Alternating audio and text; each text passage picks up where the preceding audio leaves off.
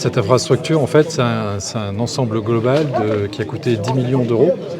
Et ce que vous voyez ici, c'est uniquement la partie visible qui sont les réservoirs, mais il y a énormément de canalisation, de refoulement pour faire le maillage entre ce réservoir-là neuf et les réservoirs qui étaient préalablement existants. Donc un plus bas, qu'on appelle R18 bis, qui est situé au niveau de la plaine, et un plus haut, le réservoir historique de Sans Souci. Donc il y a 2800 mètres de canalisation qui ont été construites, et donc c'est 1500 mètres cubes en 2 cuves.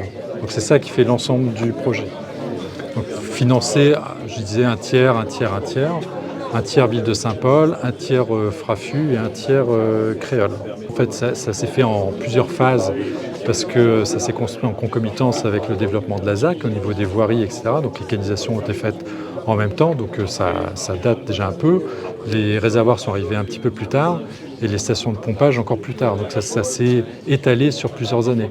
Donc le coût des travaux est évidemment dans la facture d'eau qui est payée, mais qui est déjà payée parce que en fait, toutes ces dépenses ont déjà été, on va dire, amorties dans la facture d'eau.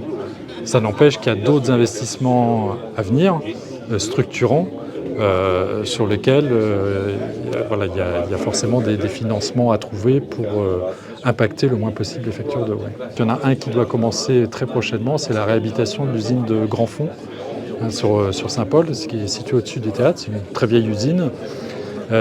Sur lequel on doit la réhabiliter pour qu'elle soit plus performante, améliorer la sécurité de l'eau produite et donc desservir au mieux en fait, les habitants des secteurs concernés.